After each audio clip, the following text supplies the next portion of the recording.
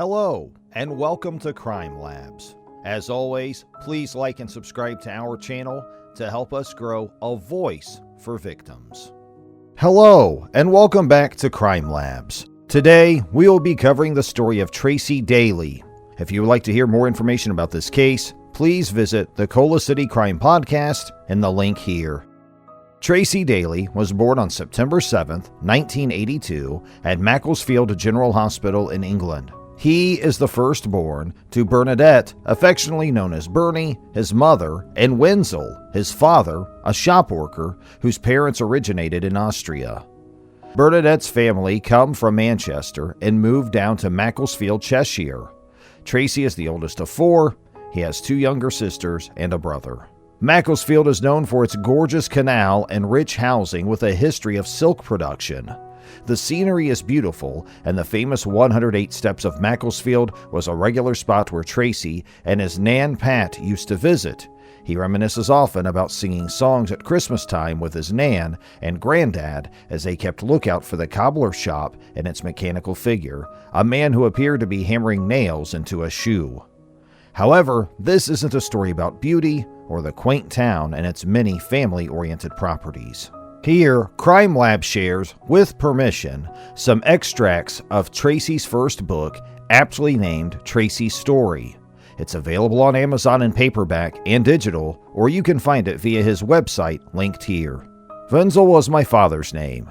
He bought me a tractor toy. It was red and had buttons on the back, which were black. There was 4, which made the vehicle go forwards, backwards, and lifted up or down the dipper.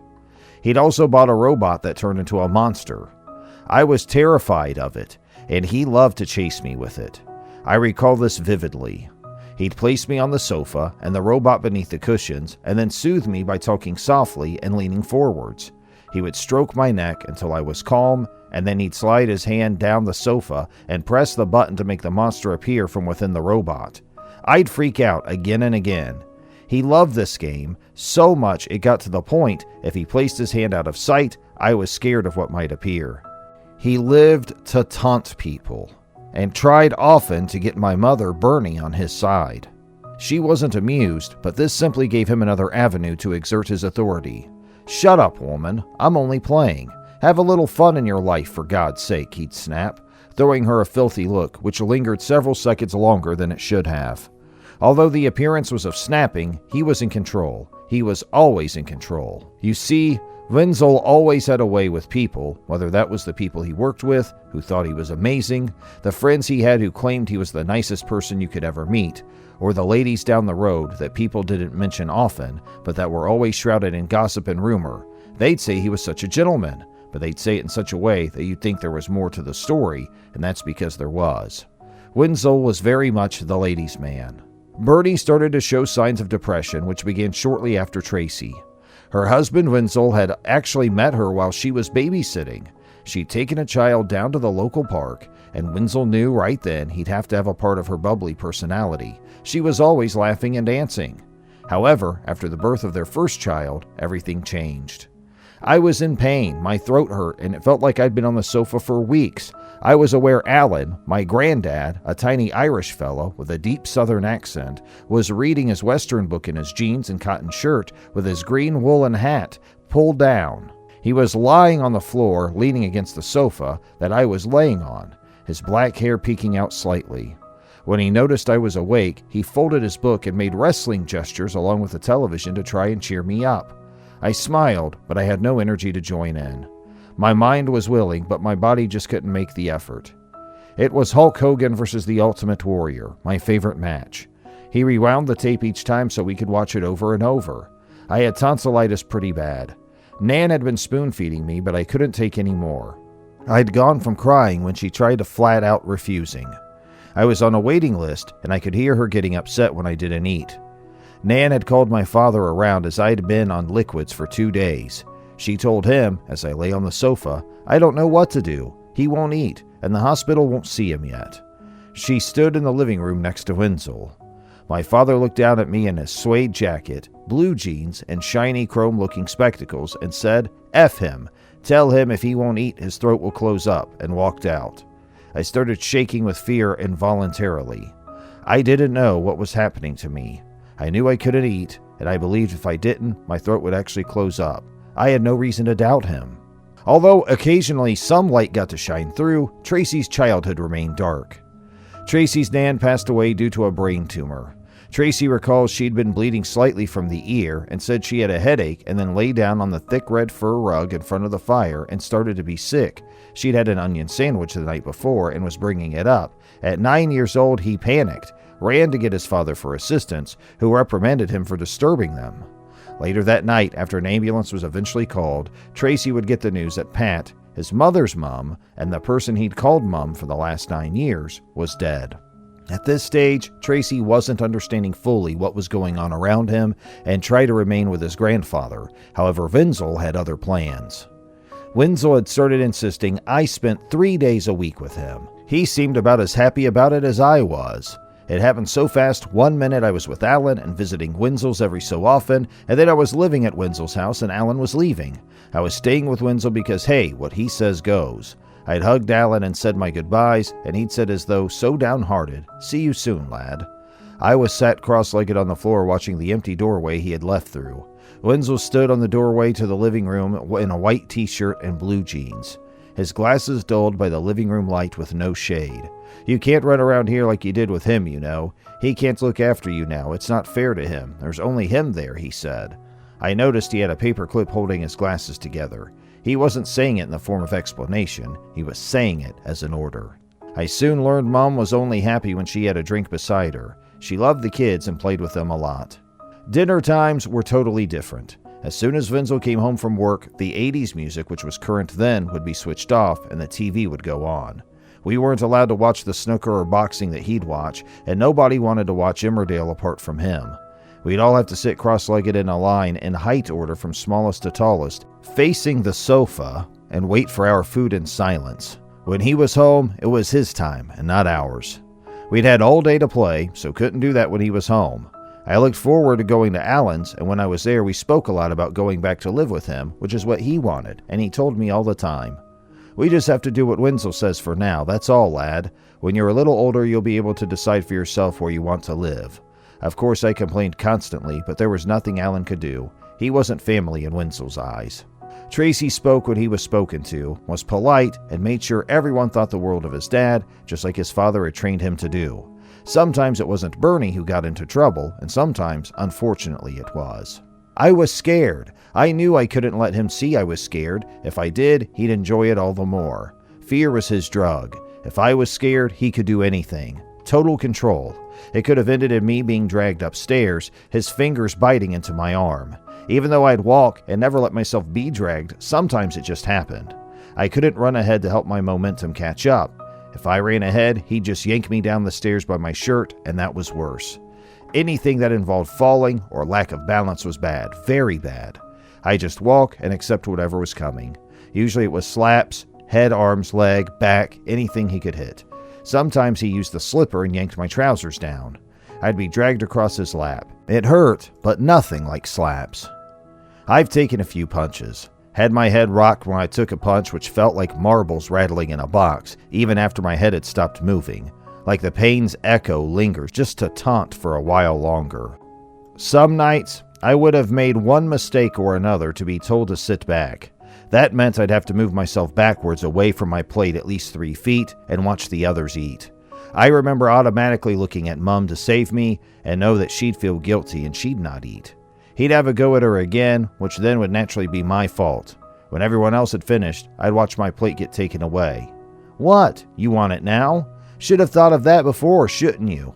My food would vanish into the bin. I'd still have to reply, "Yes, sir." Tracie says none of this is mentioned out of malice or desire to cause harm or pain. He's at and been at a place in his life now where he holds no ill will whatsoever towards Wenzel. However, these events need to be told to explain exactly the type of character Wenzel had and how that fits in with his eventually killing his wife Bernie. Corner was another one of his games. I knew the rules. 1 step away from the corner of our yellow living room wall was my place.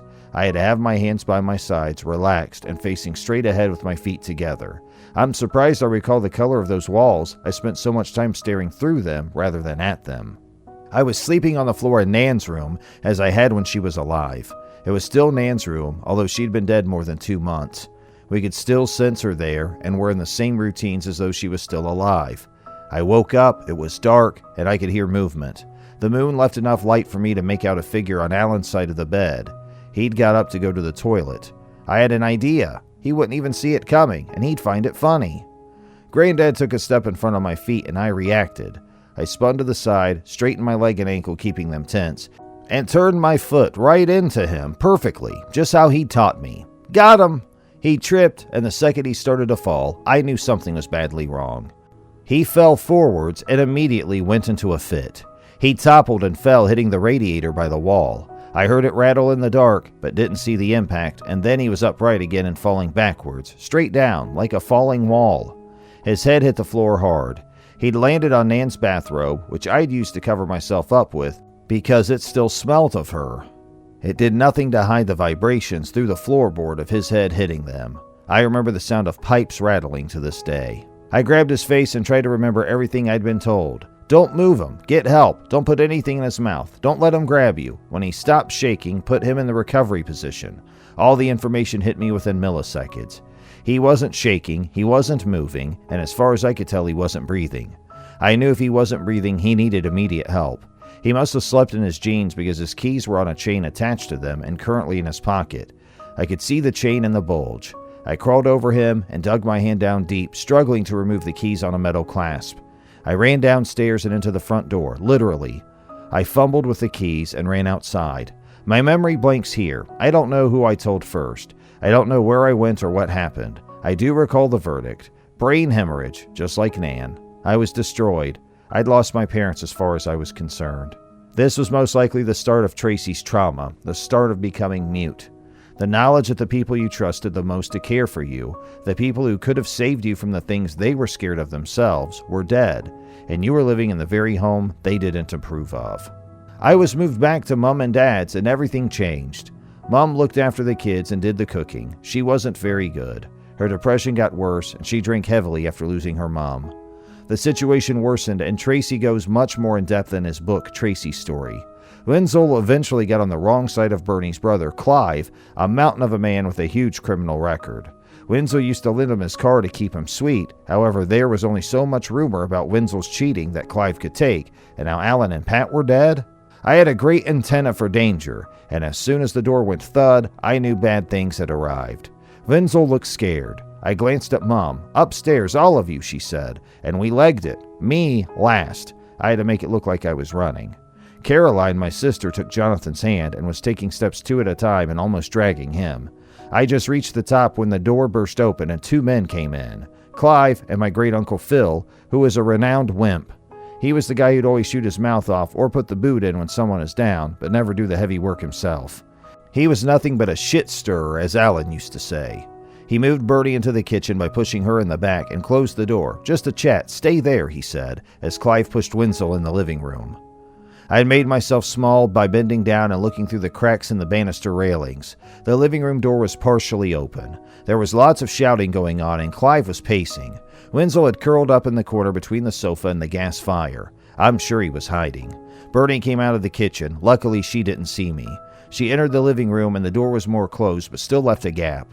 I heard the ironing board rattle and Wenzel scream. Clive was over 6 feet tall with enormous hands. He had to have boots specially made for him. He grabbed the ironing board from the floor again, and I saw him hold it above his head by the sides as Bernie was dragged away by Uncle Phil.